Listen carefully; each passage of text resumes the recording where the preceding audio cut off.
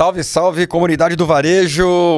Um episódio diferente aqui do nosso podcast, um papo com meu amigo, parceiro, Gustavo Chap, CMO da Jet Commerce, e a gente vai falar do nosso livro. Nosso filhote, do Neo Varejo, né, Dani? Neo Varejo, do livro hoje a gente está gravando esse episódio no dia seguinte, no day after do lançamento, que foi na livraria da Vila aqui do Iguatemi JK. Confesso que fiquei muito feliz, uma galera, né? Muita gente prestigiando. Lotou, o pessoal pegou fila, deu bons feedbacks, a fila estava grande, mas acho que também foi uma oportunidade de encontrar, né, as pessoas que a gente... Relacionamento raiz, né? Encontrar, bater papo, fazer network, gente que não se conhecia, a gente conectou pessoas, foi bem legal, ficou bem feliz. E a ideia desse podcast é a gente bater um papo um pouco sobre o que a gente... Primeiro, a ideia, né, de como foi o processo do livro, contar um pouco do que a gente tem, mas sem dar todos os detalhes, porque você vai ter que ir lá comprar. Então você acha lá na loja da editora Senac, na Amazon, na livraria da Vila e vários outros. Tá em todas as livrarias, tanto fisicamente quanto digitalmente. A gente ficou feliz que agora a gente visita a livraria e vê o nosso laranjinha ali no meio de outras feras aí. E a ideia, assim, a gente se conhece há bastante tempo, né, Dani? Já fez alguns projetos juntos e tal, e a gente sempre vive se cruzando aí, de alguma forma as trajetórias se cruzam. A gente dá muita aula, eu particularmente é uma coisa que eu gosto bastante de compartilhar conteúdo, e a gente a gente batia papo, mas a gente tinha discussões profundas, né, sobre para onde vai, o que vai acontecer. A gente ficava tentando responder perguntas nossas, né, inquietações, e discutindo sobre essas inquietações. Pô, para onde que tá indo? Pô, e o digital? Mas vai integrar, e o Omni, mas os desafios são assim, pô, não dá para mais tratar o vendedor do jeito que trata, tá tudo errado e tal. E aí o Diego só falou, pô, bicho, a gente tinha que pegar esses papos aqui e botar num livro, né? E aí foi super natural, né? É de fato um bate-papo, mas a gente tentou fazer um formato que ficasse legal de ler e que não fosse nada assim como um manual, né? A gente não tem essa pretensão, não. Mas a gente traz um contexto histórico de por que as coisas chegaram até o ponto que está hoje. E também uma visão de futuro, né? E um entendimento mesmo, né? A gente tem, lógico, a nossa experiência aí de dar aula, de mercado, mas muita experiência de cliente, né? Falou, nossa, esse cara fez esse negócio, olha o que ele descobriu, como ele, né? Porque a gente tá aprendendo a todo momento, não tem... O varejo é muito dinâmico, né? Ele tá... O Paco Underhill fala, né? O varejo tá se reinventando a cada minuto, vai sair na frente quem entender para onde tá indo, né? Muito orientado pela mudança de comportamento. Porque ele trabalha com sonho, né, Zanco? Ele trabalha com essa expectativa do consumidor, com o modelo de vida das pessoas, com o que a gente está vivendo agora, que é uma coisa que eu sou apaixonado, que é esse choque geracional, né? Então é a geração Z dominando o consumo, a geração mais velha entendendo como as coisas estão se transformando e se adaptando. E tá vindo uma turma aí que... tá nadando de braçada no digital. A gente acabou de gravar um episódio aqui que chacoalhou muito aqui, né? Assim, realmente é uma dinâmica, é um fantástico mundo novo. E eu queria chamar a atenção para umas coisas que... Uma que eu achei muito legal, a gente terminou ontem o evento, era para terminar às 9, terminou às 10, né? Galera fechando a livraria. E o vendedor... Terminou porque mandaram a gente embora. E o vendedor da livraria veio falar, além de falar, pô, vendeu pra caramba, ficou muito feliz e tal. Ele falou, pô, eu comecei a ler já, né? E, pô, eu adorei como a linguagem é fácil, tá me ajudando como vendedor. Achei muito legal, cara, o vendedor da livraria já falou, pô, a gente tá nesse mercado. E essa era uma coisa que a gente queria, assim, que fosse um conteúdo fácil de absorver, que não fosse um techniquez, que não fosse uma linguagem inacessível, e acho que é muito da nossa personalidade de tentar construir, de certa forma, autoridade pelo conhecimento, mas sem ficar querendo, de alguma forma, mostrar que sabe mais, o que foi muito das nossas reflexões. E acho que isso tá nessas páginas, né, Gu? Assim, como linguagem direta. Assim. Eu acho que é muito do que a gente discutia. Acho que o que a gente tem mais em comum assim, é essa personalidade mesmo de fazer a coisa sem frescuras e sem cerimônias, né? Então vamos falar o que tem que ser falado, mas vamos falar de um jeito legal, vamos entender que, de repente, os termos que são muito normais no nosso dia a dia não são normais para alguém que, de repente, vai ouvir algo e vai fazer com o nosso conhecimento algo muito melhor do que a gente faria, né? Eu acho que a gente está vivendo essa era da colaboração, da democratização, e isso a gente conversa sempre, né? É um exercício para o ego, né? Sim. Quer dizer, eu dei a dica, mas eu não faria melhor do que aquela pessoa que aplicou aquele conhecimento que eu tive pela jornada, pela experiência, pela história de vida, não porque a gente é melhor que ninguém, né?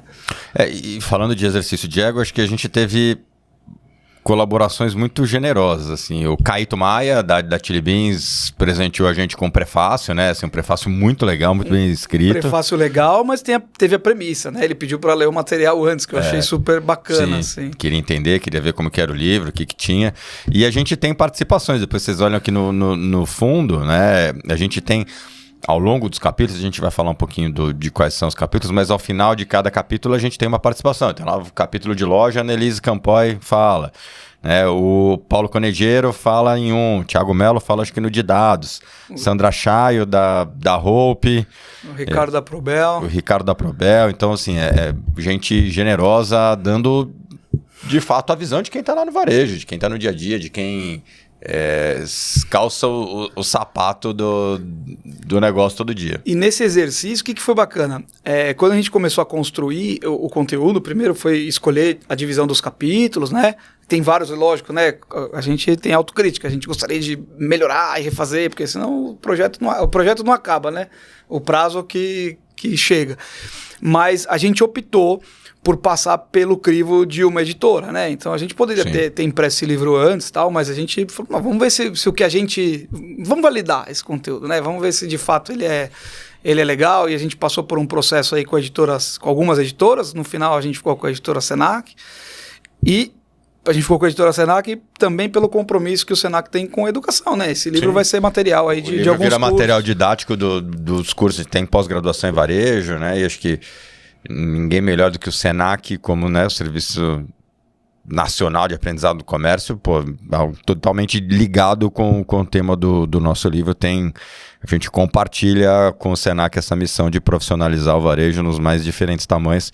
E eles foram super profissionais, né? Assim, sim, sem dúvida. De apoio. O livro tá muito legal em termos de acabamento, hot stamping, são 2 cores, tem Pantone, eu sou de gráfico, tem Pantone. Ficou bem bonito em termos de resultado final. E acho que é legal a gente pontuar um pouquinho do que a gente colocou, né? A gente começa o livro introduzindo um pouco, dando um contexto histórico, né, dessa evolução do varejo. Depois a gente começa olhando para o consumidor. Como que acho que o que mais mudou é a jornada hoje em dia. Mudou a jornada e tem um desafio, eu acho que para o varejo, para as indústrias que estão se tornando varejistas, que acho que é uma realidade já, né? E para quem quer vender algo para alguém, que é conseguir atender de forma personalizada públicos heterogêneos sem perder a essência da marca, né? Sim. Então eu vou adaptar, mas eu também tenho que ter uma personalidade da marca ou da entrega. Eu não consigo ser o mesmo para todo mundo, né? E porque todo dia, hoje, com um monte de opção que tem, dispersão, digitalização, todo dia as pessoas estão se perguntando na sua matriz de decisão de compra, será que eu preciso mesmo? Será que não tem uma opção melhor? Porque quando a gente fala em consumo, é lógico que a gente olha, né, do ponto de vista da venda e a finalização do consumo, mas a gente tem que pensar sempre e não pode esquecer que a partir do momento que um cliente compra algo da gente, ele está entregando para a gente o tempo, ele está abrindo mão de outra coisa. O tempo que ele trabalhou para ganhar aquele dinheiro, ele está dando para a gente, as pessoas que ele está excluindo e a escolha que ele está fazendo. E a gente vem tratando isso de uma forma... Até tem, né, o Dani? Acho que você pode falar da mudança do consumidor e das premissas, né? Como as empresas têm que se preparar para atender esse consumidor muito mais informado, muito mais... O consumidor de hoje, comparando com o do passado, né? Às vezes a gente fica em reflexão, será que as necessidades mudaram, né? Acho que a pirâmide de Maslow lá segue a mesma, acho que as necessidades não mudaram. O que mudou é o acesso que esse consumidor tem à informação, bombardeado com rede social, bombardeado com reviews, opiniões. Então ele tem muito mais informação, tem muito mais opção e está muito empoderado, né? Então, quando a gente fala de colocar o consumidor no centro do processo de decisão e botar no centro da estratégia da empresa, né? As empresas orientadas apresentados ao consumidor, a gente está falando de fato de entender esse cara que é muito diferente. Coitado do vendedor que vai vender um celular para um consumidor hoje em dia, que já viu o review do produto, já viu o unboxing, já pediu informação, já entrou no site de comparação, tem muito mais informação do que até o cara que está vendendo. Né? E esse cara que está vendendo é o motivo de um outro capítulo. E a gente está falando, para finalizar, do consumidor, quando a gente fala de empoderamento, é só você olhar para um jovem, né? Ele vai lá e assiste o que ele quer, na hora que ele quer, no idioma que ele quer, compartilha com quem ele quiser. Isso é um poder, né? E é isso que ele está exigindo das empresas. E a gente tentou trazer como a gente chegou até aqui e tentou apresentar como que de fato a gente está tratando, passando até pelo evento da pandemia, né? Muita gente falou de isolamento social, e aí você falou da pirâmide de Maslow, até para puxar esse gancho. A pirâmide de Maslow hoje, na minha visão, ela tem uma base que é a internet, né? Imagina a pandemia sem internet, né? Wi-Fi e bateria. Isolamento social não existiu isolamento físico. Socialmente as pessoas ficaram mais ativas. E é esse consumidor que a gente tem que atender. E como é que trata o segundo capítulo, o terceiro capítulo? O segundo é de pedidos, né? Então a gente que é como mudou esse panorama. Faz muito tempo. O segundo é pedidos, né? Não, o segundo já é o vendedor. Mesmo. O terceiro é pedidos. O segundo que é o vendedor, que é essa... Sobretudo, deixar claro o novo papel do vendedor, né? Que era um cara que era mais passivo e passa a ter que ser alguém mais ativo. Deixa de ser um agente de entregar produto, de ser um mero balconista atendente, para ser um agente de geração de relacionamento, de geração de demanda, de precisar fazer uso de CRM, de fazer... de criar estratégias para trazer o consumidor para dentro da loja, porque o consumidor não precisa mais. Esse é o grande coisa. Ele não precisa mais ir para a loja. Não precisa, e isso traz uma necessidade para esse vendedor de se transformar de fato num agente de relacionamento. E quando a gente fala de relacionamento, é um peso na balança, né? O relacionamento é uma troca.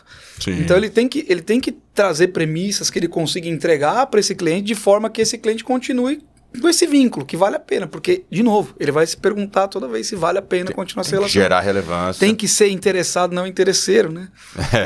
Tem que ser interessante, né? E interessante e interessado. E aí depois a gente passa por pedido, entendendo que hoje você tem N formas de atender, né? Como que a gente falava com uma entrevistada no podcast hoje, ela falava dos gatilhos de venda, e ela dizia, olha, eu vendo por WhatsApp, eu vendo por rede social, eu vendo por internet, eu vendo por live, eu vendo... Então, assim, a manifestação do interesse do consumidor hoje pode vir de um montão de forma. E a gente quis separar, e até um tema estranho, né? Botar pedido como um capítulo, mas que a gente quis dizer, olha... uma coisa é chegar à vontade, né? A manifestação e o pagamento. O outro é entregar. Né? E nesse novo varejo, nesse neo-varejo, essas coisas não acontecem muitas vezes no mesmo lugar. Não, e tem uma necessidade sistêmica que, assim, quando você olha só para o modelo antigo, né? Eu peguei aquele produto na loja, ninguém vai comprar. Quando a gente está tratando de omnicanalidade, aquele produto está sistemicamente exposto em algum lugar e enquanto alguém está pegando na loja, ele pode estar sendo vendido em outro lugar. Então, tem uma necessidade de entendimento, e aí ela falou bastante aqui, que também ela abriu um pouco a nossa cabeça, de como a gente faz esse relacionamento na entrega, né? Para que esse pedido ocorra de novo, né? Para que o pedido não seja o final desse relacionamento que a gente falou até o momento, né? E aí a gente passa por lógica, onde a gente tem a entrevista da Annelise, no de pedidos o Thiago Mello, meu amigo querido, tem entrevista. E aí quando a gente fala de loja, a gente fala do novo papel da loja física, né? Que é um lugar que valoriza a marca, né? É uma ferramenta de branding, é um lugar que educa o consumidor, é um lugar que... é um ponto de entrega de produto, é um ponto de retirada, de relacionamento, um ponto de evento e também pode vender. Mas eu acho que uma síntese do modelo de loja é que a loja física pressupõe que o cliente tem que se locomover para ir lá. Num grande centro, hoje a locomoção por um fim exclusivo de ir numa loja é complexa, pela agenda, pelo trânsito, pelo risco que tem da movimentação nas grandes cidades. E se está numa cidade menor, você tem que se movimentar até um lugar que tem um centro. Mas é que não há mais espaço para você levar um cliente para uma loja e entregar para ele prateleira, vitrine e caixa. né, você tem que entregar algo mais, porque não, né, a expectativa... Ele fez um movimento para chegar até lá, né? Ele precisa querer ir até aquela loja. E a hora que ele chega na loja, fala assim, nossa, ele ficou 10 minutos na loja, mas quanto tempo demorou para chegar? Quanto tempo ele vai demorar para voltar? Né? Então a jornada dele começa a partir do momento que ele se motiva a sair de casa para ir para a loja. Você não pode entregar algo trivial, né? Não faz sentido nenhum.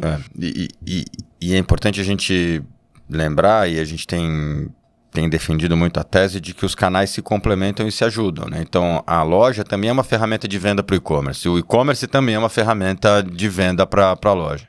Um empurra o outro. E a gente volta para o mesmo lugar, né? O consumidor, no final, é o mesmo. Ele vai comprar onde for melhor, dependendo da circunstância, o momento e a demanda que ele tem. Legal. Aí a gente fala de pilares básicos da administração, que são marketing e finanças, mas marketing olhando essa jornada digital, essa dinâmica de rede social, de impulsionamento, de growth, que é algo muito novo para muito varejista, né? Fala disso e fala também, porque assim, às vezes o marketing está funcionando super bem, e ele consegue cumprir essas premissas, mas ele não consegue entregar essas premissas, né? Então fala muito sobre a geração de valor, o que você precisa, que você gera valor, a expectativa do valor no marketing, mas você precisa complementar. No final, os capítulos eles vão seguindo o rito da compra, mas eles estão integrados, né? De certa forma a gente vai passando pela jornada, aí a gente fala de finanças, aí a gente traz alguns conceitos básicos, a gente teve o apoio do Maurício Galhardo, do F360.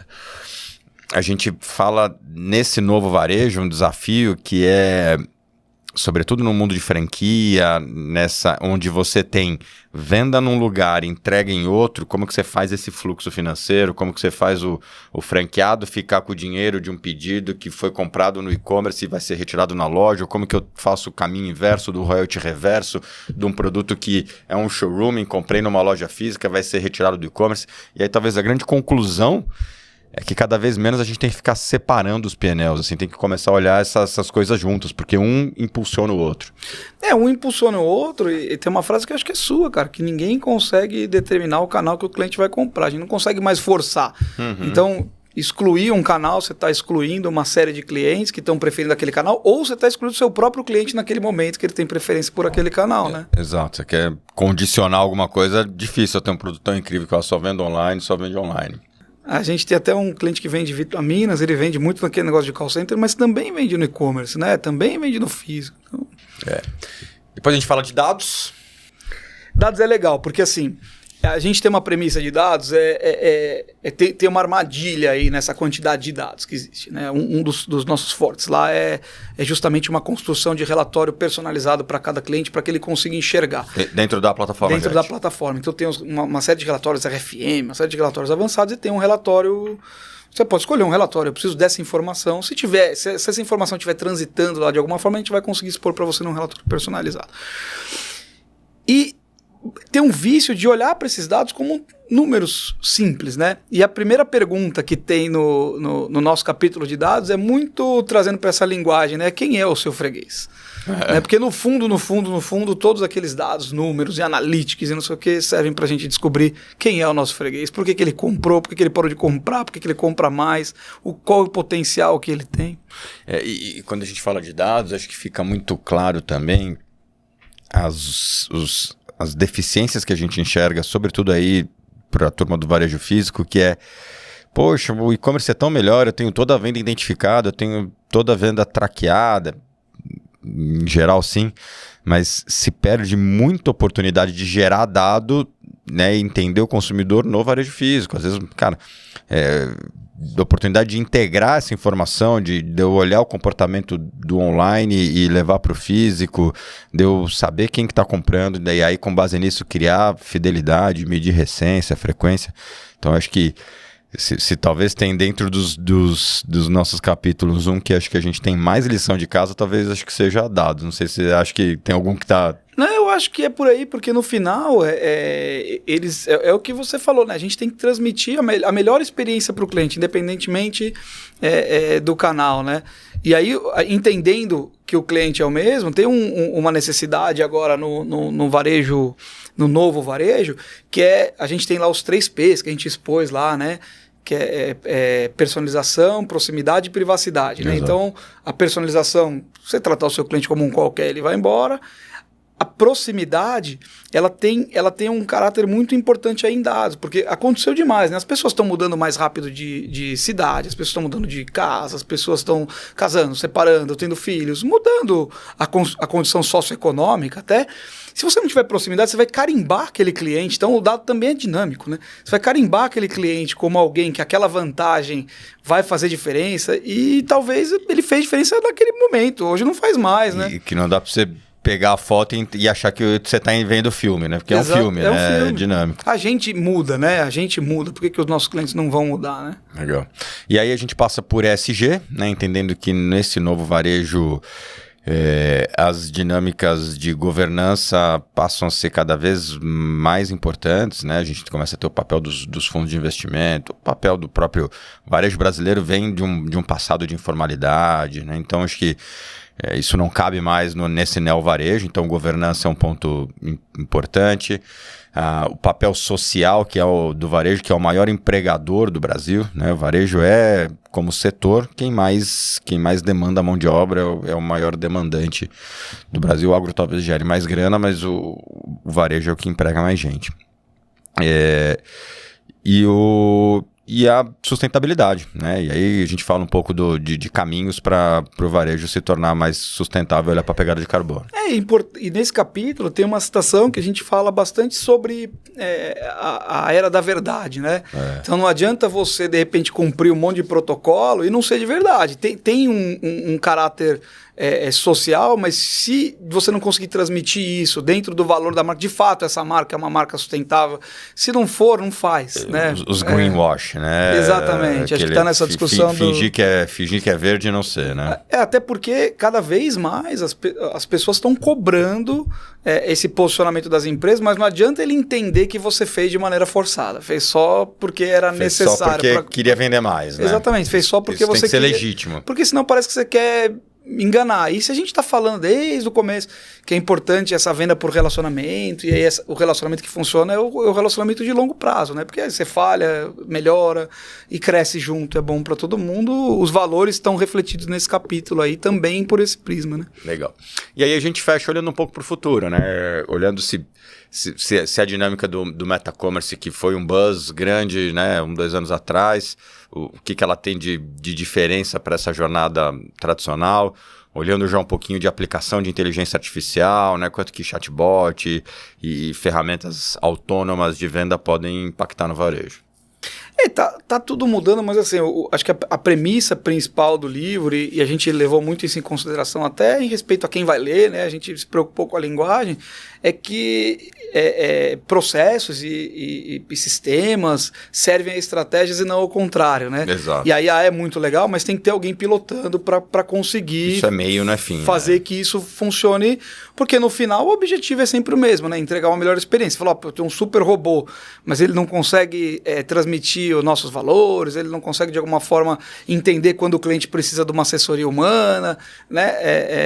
É necessário que a gente também entenda de fato que isso é uma tecnologia, isso é fim, talvez seja um capítulo que a gente tenha que atualizar com mais frequência, né? Porque é uma coisa que está bem evoluindo muito rápido. Não, sem dúvida, muda toda hora. Falando em evolução, acho que do livro aí, acho que é isso, né? Convidamos todo mundo a ler o Neovarejo, disponível em versão e-book, em versão livro físico, nas melhores... Físico e digital, como é o Neovarejo. Como é o Neovarejo. E falando nessa evolução, Chape, acho que a gente pode aproveitar o papo para você contar um pouco para a gente o que na Jet vocês têm feito de diferente olhando essa mudança, porque o próprio e-commerce já tem muito tempo, né? Já tem anos de e-commerce e que para alguns né, inovação é novidade, mas você já vem trabalhando muito nisso há muito tempo. O que tem de novo? A gente evoluiu bastante a tecnologia, né? Então, principalmente essas camadas de relatório, mas a gente entendeu que existia uma necessidade da gente ajudar os clientes a aproveitarem o melhor do que a gente tem de tecnologia e ter uma estratégia também de growth, né?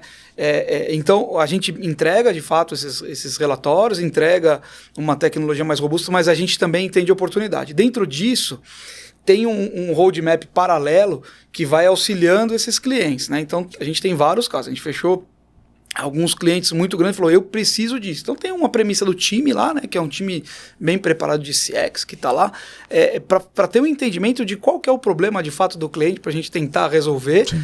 Porque não adianta entregar a ferramenta pro cara, não, né? E olhar as lojas de maneira individual, porque assim, é uma coisa que a gente aprendeu nesses anos de e-commerce, tem muita gente, cara, querendo aplicar as regras. Eu acho que as premissas, elas podem ser parecidas, os pilares podem ser parecidos, mas tem negócio que é uma pessoa sozinha, cara, que ela faz uma curadoria de produto, compra um produto que vende igualzinho em qualquer lugar, ela vende pelo dobro e vende horrores, entendeu? E não tem nenhum tipo de formação. A gente teve um exemplo aqui hoje, né? Sim.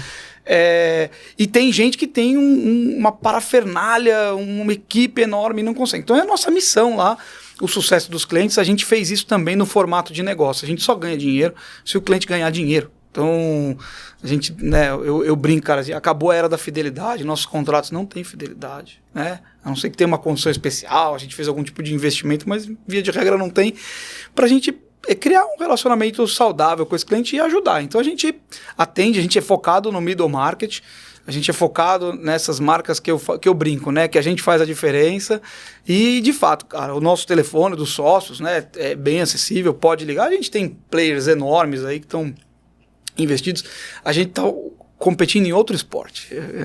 É o que eu brinco lá, né? E entregando, de fato, uma solução personalizada com tecnologia robusta, cara. A gente vende milhões, a gente fala, de fato, quer ter uma prova do que, vou passar uns telefones, você liga, ou peço pro cara te ligar, quer ir num cliente, vamos levar, e é isso que a gente está fazendo. E acreditando que tem espaço para todo mundo. Nosso mercado ainda é muito grande, cara. E a gente está desenvolvendo formatos. A gente evoluiu bastante o módulo de venda via WhatsApp, o módulo Omni, que é uma coisa que eu tenho um carinho especial lá, sim, né? Os multidocas, estamos evoluindo a parte de split de multi-CD para fazer esse atendimento de franquia, fazer essas entregas, mas a gente também ajuda com a regra. Como é que eu comissiono? Fala, peraí, vou colocar um cara na mesa, vou te ajudar. Tá? Legal. A gente trata a gente como a gente, cara. De certa forma, assim, não dá mais para entregar produto, você tem que ter relacionamento, tem que fazer junto, e não é diferente para quem vende serviço e produtos digitais como você. Eu acho que principalmente compromisso, cara, porque assim, o que a gente brinca lá, fala, cara, a gente é executivo, é lógico que a gente tá à frente do negócio, a gente quer ganhar dinheiro, mas, cara, a gente tá 100% aqui, a gente tá aqui desde o começo. Se tiver algum problema, você vai ligar pra gente, você não vai cair do risco de repente ligar pra alguém sair, a gente tá aqui. Nosso turnover é baixo também. Então, e é a mesma regra de todo mundo, cara. Primeiro a gente tem que vender para quem está correndo com a gente lá, né? São nossos colaboradores. Bom, então você quer bombar o e-commerce aí, acelerar vendas, dá um toque lá na galera da Jet, vai pra Jet que os caras sabem o que faz. Obrigado pela parceria. E acessem aí, né, o Varejo. Vai ser um prazer compartilhar um pouco da nossa experiência, da nossa vivência e ajudar a tornar o varejo de vocês mais competitivo e mais moderno. Leiam o nosso bate-papo, né? Leiam o nosso bate-papo, é isso aí. Valeu.